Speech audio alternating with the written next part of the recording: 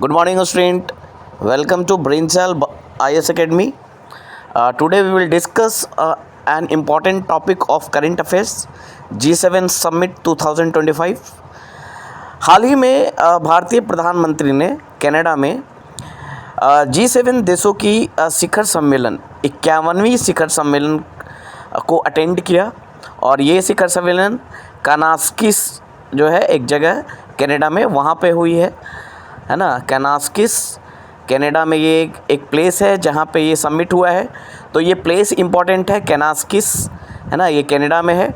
और जो नंबर है G7 समिट का 51वां यानी 51st समिट है ये। तो ये नंबर्स भी आपको याद रखना है।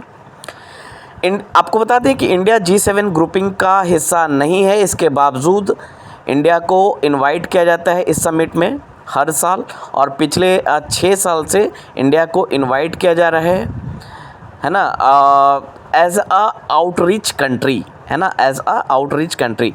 इस बार यानी 2025 में एक नई बात ये हुई कि यूरोपियन कमीशन के प्रेसिडेंट को इस बार फर्स्ट टाइम है ना G7 समिट को अटेंड करने के लिए इनवाइट किया गया है। तो ये आपको याद रखना है, फर्स्ट टाइम ये चीज़ें हुई हैं। अगर आउटकम की बात करें, इस साल के G7 समिट में क्या आउटकम था, क्या डिसीजन लिए गए या किन बिंदुओं पे डिस्कशन हुआ, तो सबसे पहला है कानास्किस वाइल्ड फायर चार्टर, है ना। इस बार के G7 समिट में कानास्किस वाइल्ड फायर चार्टर जो है वो साइन किया गया है, चार्टर साइन किया गया है। It commit to addressing wild fire threats through science based local action and nature based solution. यानी इस चार्टर के तहत ये कमिटमेंट की गई है कि जो भी वाइल्ड फायर होगा, है ना, जो भी थ्रेट्स है, व्हाट इज थ्रेट्स, जो भी वाइल्ड फायर थ्रेट्स है, जो भी रिस्क है, उसको हम साइंस या फिर लोकल एक्शन या नेचर बेस्ड जो सॉल्यूशन है उसकी मदद से इस थ्रेट्स को कम करेंगे और थ्रेट्स को कम करके जो डिजास्टर है का जो रिस्क है उसको रिड्यूस करेंगे। तो ये कानास्किस वाइल्ड लाइफ चार्टर का एक पार्ट है। इसके अलावा कानास्किस वाइल्ड लाइफ चार्टर में एक और चीज़ें हैं कि हमें डिफॉरेस्टेशन को रिवर्स करने का जो गोल है हमारा, उसको भी हमें लेकर चलना है। साथ ही साथ लैंड डिग्रेडेशन का जो गोल है, लैंड डिग्रेडेशन को कम करना और डिफॉरेस्टेशन को रिवर्स करना, ये जो गोल है, जिस गोल को ग्लासगो लीडर्स डिक्लेरेशन 2021 यानी COP26 के तहत जिन गोल को डिक्लेयर किया गया था कि 2030 तक हमें डिफॉरेस्टेशन को हॉल्ट ही नहीं करना है, सिर्फ रिवर्स भी करना है। साथ ही साथ लैंड डिग्रेडेशन को सिर्फ हॉल्ट नहीं करना है, उसे रिवर्स भी करना है 2030 तक। ये गोल लिया गया था ग्लासगो लीडर डिक्लेरेशन 2021 जो कि COP26 था, है ना, जो कनाडा में हुआ था, ग्लासगो में हुआ, ब्रिटेन में हुआ था, ग्लासगो में हुआ था, है ना। उस गोल को भी इस कानास्किस वाइल्ड फायर चार्टर में जो वाइल्ड फायर थ्रेट्स को एड्रेस करने का गोल है उसके साथ अलाइन किया गया है। ये चीज़ें याद रखना है। तो फर्स्ट पॉइंट है कानास्किस वाइल्ड फायर चार्टर। सेकंड जो इस समिट का जो आउटकम है वो है G7 critical mineral action plan. It focuses on diversifying critical mineral production, boosting investment and local value creation, and promoting innovation building on the 2023 5-point plan for critical mineral security. देखिए 2030 में Japan G7 summit जो है Japan में हुआ था, Japan की presidency में हुआ था और उस साल 5-point प्लान बनाया गया था किसके लिए, फॉर क्रिटिकल मिनरल सिक्योरिटी के लिए। क्रिटिकल मिनरल्स की जो सिक्योरिटी है उसके लिए 5 प्लान बनाया गया था और इस प्लान को इंडिया ने भी इंडोर्स किया था, है ना। और इंडिया ने भी इसको प्रमोट करने के लिए बहुत सारे एक्शन उठाए हैं। इसी प्लान के तहत, है ना, जो क्रिटिकल मिनरल प्रोडक्शन को डाइवर्सिफाई करना है, इन्वेस्टमेंट को बूस्ट करना है और लोकल वैल्यू क्रिएशन को प्रमोट करना है, इनोवेशन को प्रमोट करना है। और इसी प्लान को G7 critical mineral action plan के तहत फिर से इसे एडप्ट किया गया है ना।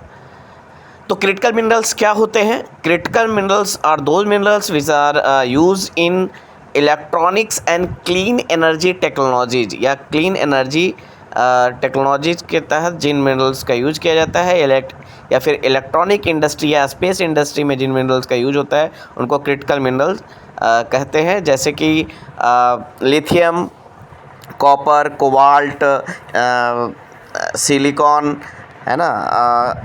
तो ऐसे बहुत सारे क्रिटिकल मिनरल्स हैं, फास्फोरस, जो कि क्लीन एनर्जी टेक्नोलॉजी में या फिर इलेक्ट्रॉनिक इंडस्ट्री में या फिर स्पेस टेक्नोलॉजी में यूज किया जाता है। और क्लीन एनर्जी के लिए ज़रूरी है कि क्रिटिकल मिनरल जो हो वो सिक्योर हो, वो डाइवर्सिफाई हो उनका प्रोडक्शन, है ना। और इसी के लिए 2023 में 5 पॉइंट प्लान बनाया गया था और इसी प्लान को फिर से G7 critical mineral action plan के तहत एडप्ट किया गया है।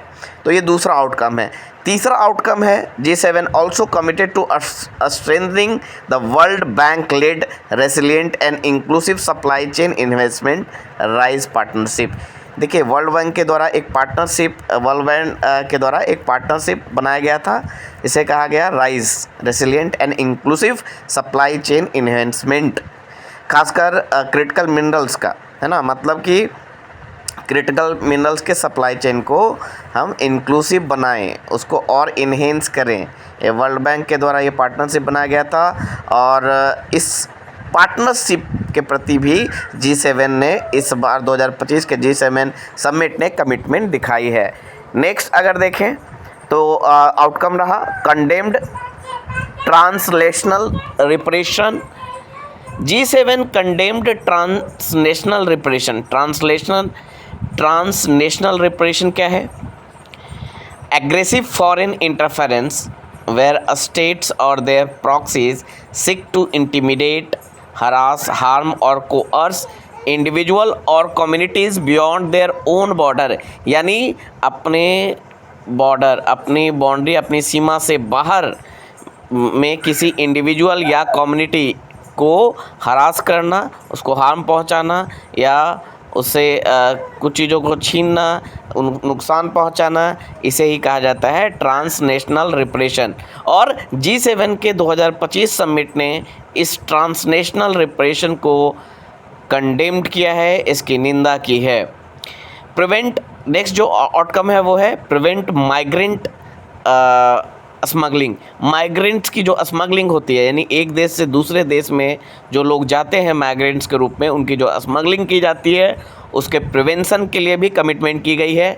G7 committed to preventing migrant smuggling through the G7 coalition to prevent and counter the smuggling of migrants and the 2024 G7 action plan targeting this issue. तो ये 2025 ने इसमें commitment दिखाया। तो this are all about the outcomes of G7 summit 2025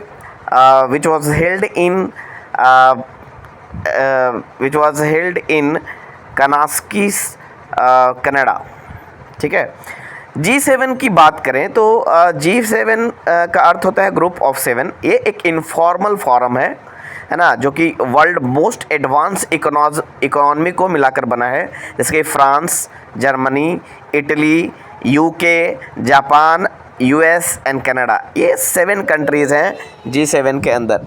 the European Union participate as non enumerated member, है ना। Non enumerated members है European Union, with leaders from the International Monetary Fund, IMF के भी leader होते हैं, world bank के भी leader होते हैं, यूनाइटेड नेशन के भी लीडर इसमें पार्टिसिपेट करते हैं। यूरोपियन यूनियन इसमें नॉन इन्यूमरेटेड मेंबर्स के रूप में पार्टिसिपेट करता है ना। और इस मीटिंग में यूरोपियन यूनियन के अलावा IMF के मेंबर्स, वर्ल्ड बैंक के मेंबर और यूनाइटेड नेशन के मेंबर पार्टिसिपेट करते हैं। इसकी ओरिजिन की बात करें तो G7 was formed in 1975 at the G6। 1975 में G6 के रूप में ये बना था, जिसमें US, UK, France, West Germany, Japan और इटली शामिल थे।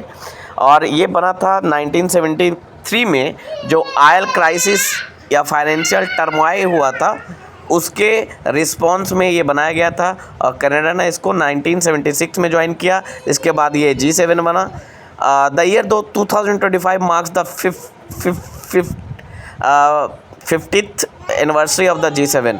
इट बिकम G8 इन 1997 जब रसिया ने इसे ज्वाइन किया, लेकिन 2014 में रशिया को इससे निकाल दिया गया और फिर से ये G7 के रूप में, है ना, ये वर्क कर रहा है। तो this is all about G7 and its summit which was held in Kananaskis, Canada in 2025। Thank you.